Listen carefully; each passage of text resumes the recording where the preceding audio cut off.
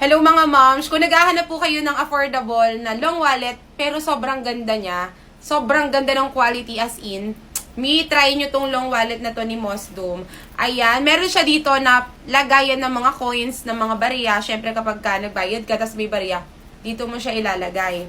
And then, ayan, pag inopen mo siya, o diba, meron dito card slot. Pwede mo lagyan ng picture dito. Tapos, meron siya dito lagayan ng paper. Ayan, dito ng paper bill, 1, 2, tapos dito, 3. Okay, tatlo yung compartment niya ng paper bill. Tapos, meron siya ulit dito, lagayan ng mga IDs. Ayan, sobrang dami niyang lagayan as in. Tapos, yung pagka-leather niya, mga moms, kita nyo, soft leather siya. Hindi siya yung leather na parang meron kasi yung leather na yung parang ang pangit ng pagka-leather. Ito talaga sobrang ganda and elegant. Yung color pala ng pinili ko, itong combination niya is black and white. For me kasi sobrang elegant niya.